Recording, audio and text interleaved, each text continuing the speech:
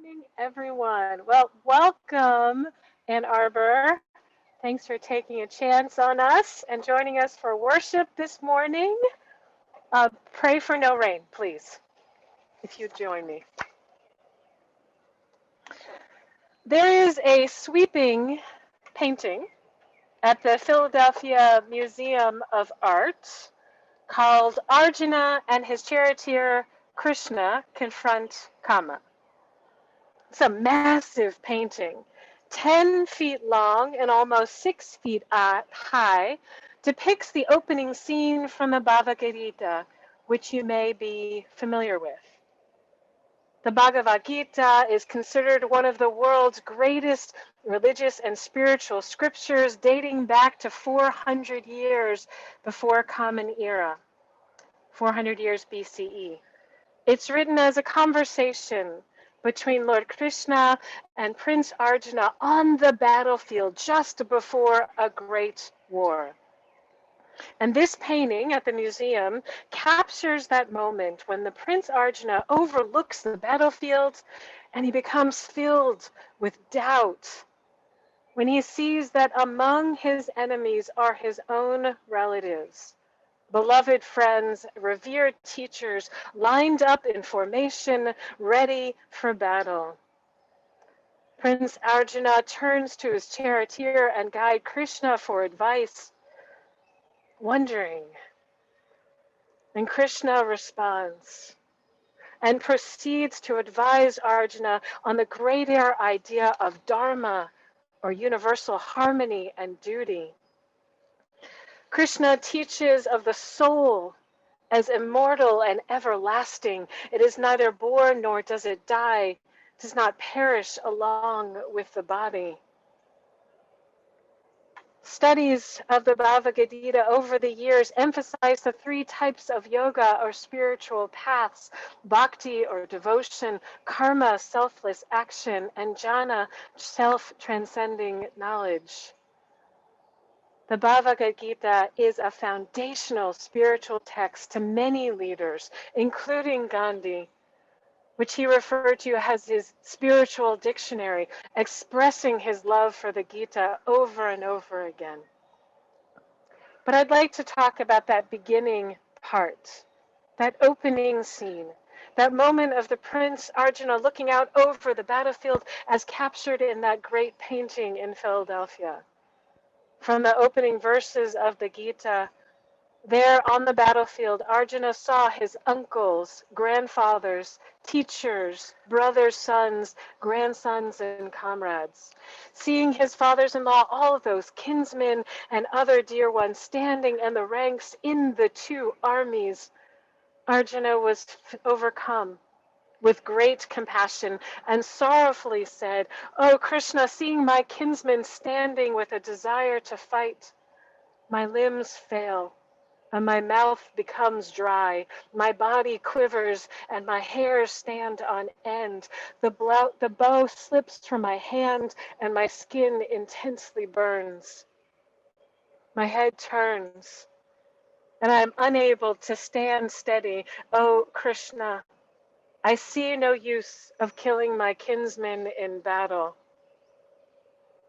Arjuna, beholding the vast array before him, the prince questions what he's been taught, questions the meaning of his life and leadership, questions everything, his motives, the meaning of war, greed, and sin.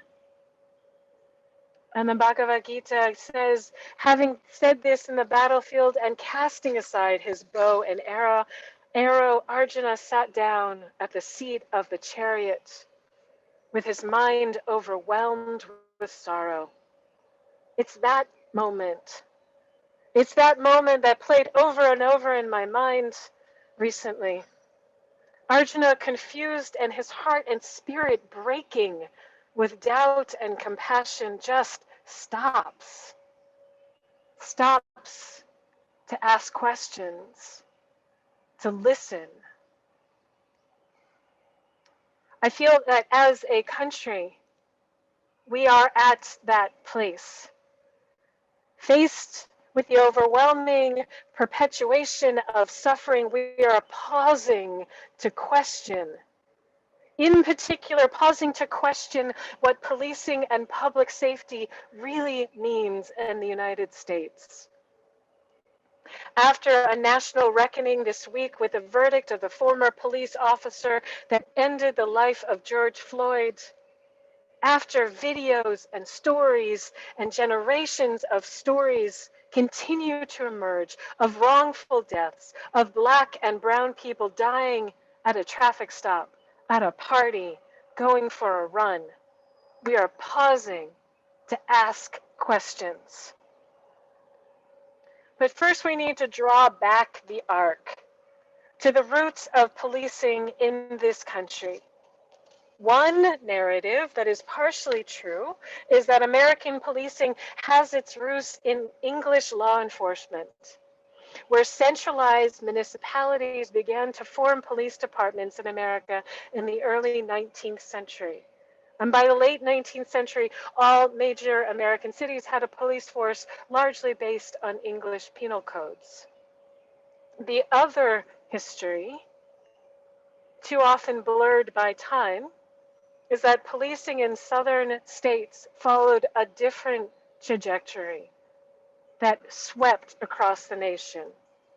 In an article published by the American Bar Association, the author writes, one that has its roots in slave patrols of the 17th and 18th century and the police enforcement of Jim Crow laws in the 19th and 20th centuries. That is the history of policing in this country. American policing began as an institution, slave patrols, responsible for enforcing laws that dictated that people of African descent were property without rights, and quelling uprising by enslaved people considered a threat to the social order and the chronic fear of wealthy plantation owners.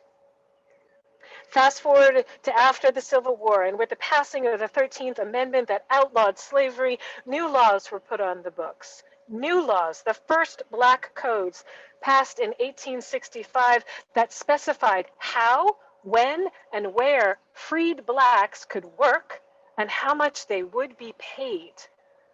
Other Black codes restricted Blacks' rights to vote, dictated how and where they could travel, where they could live.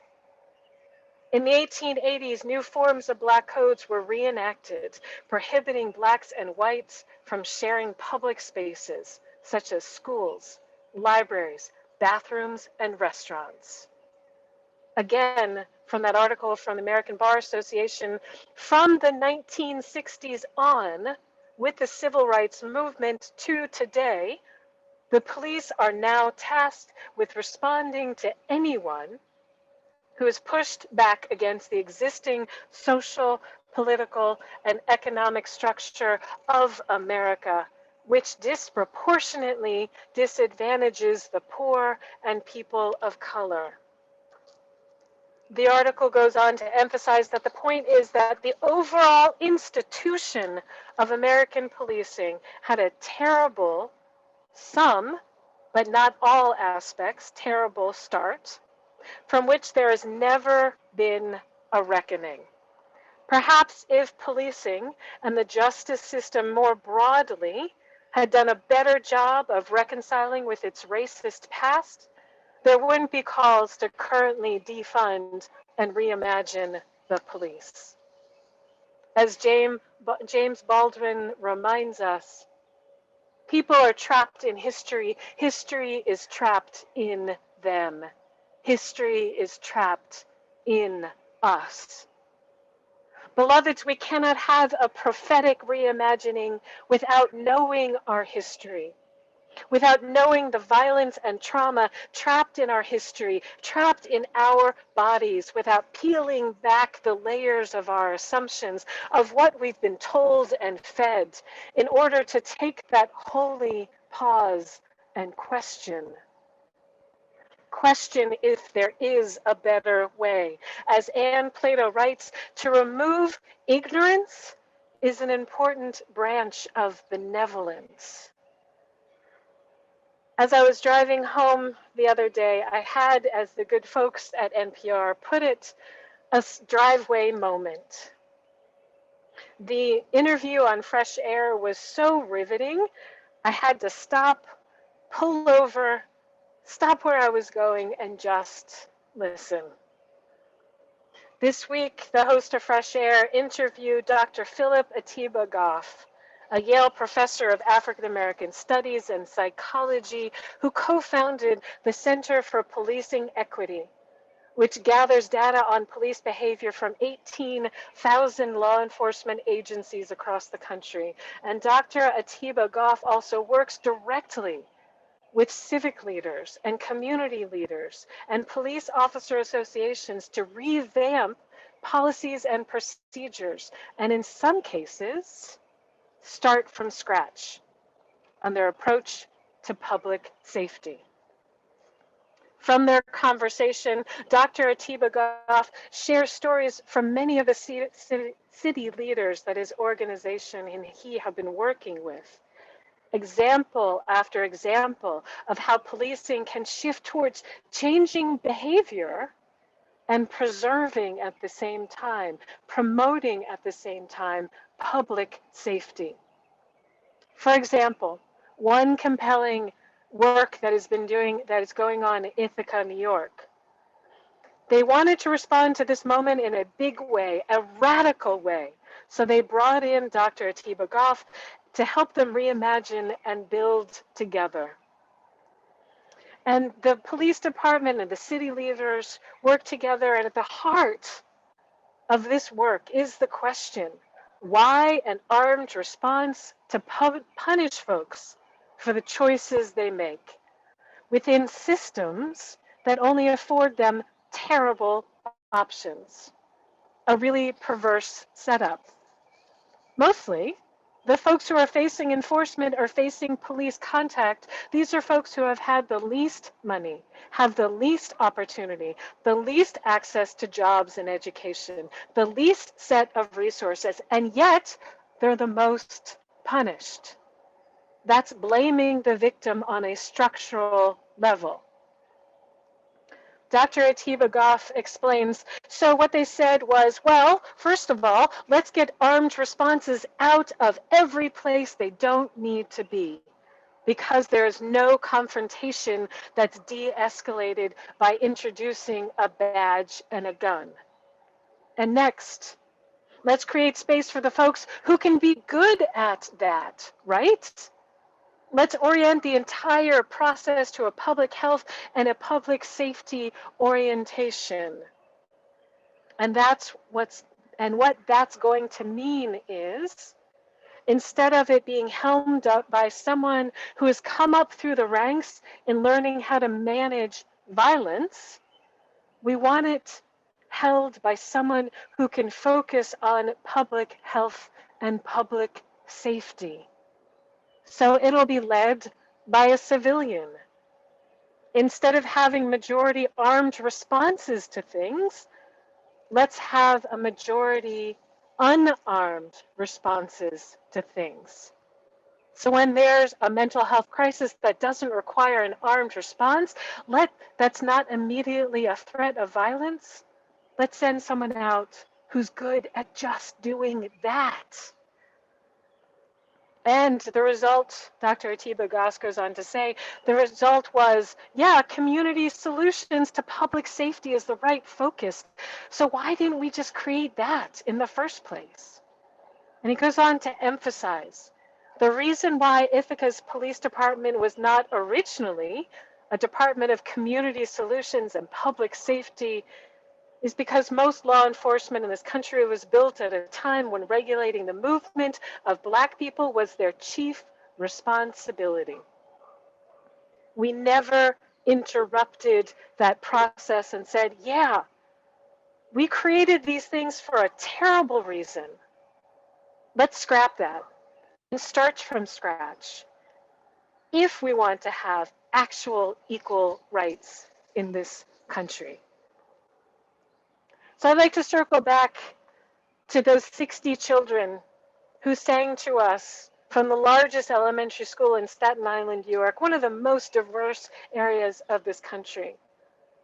Those children sang to us, all I want, all I want to do is make you listen from now on. Stop what's going on, stop what's going wrong. You better listen from now on.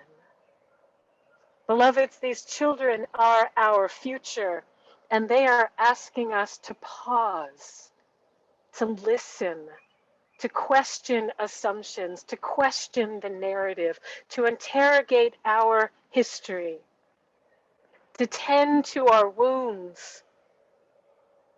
Prophetic reimagination is how we are called to respond to this moment as a way to live out loud our shared first principle. We covenant to affirm and promote the inherent worth and dignity of all people, of all of creation. We are each change makers. We are each stewards and co-creators of our living tradition. Mercy is bending our hearts towards suffering, as David Cuman Kin wisely penned. This week, with the guilty verdict of the former police officer that ended the life of George Floyd, felt like a momentary reprieve, a small but globally significant win where the reality is less than 2% of officers caught up in a sick and twisted system are found guilty or responsible when a person dies. And let me be clear.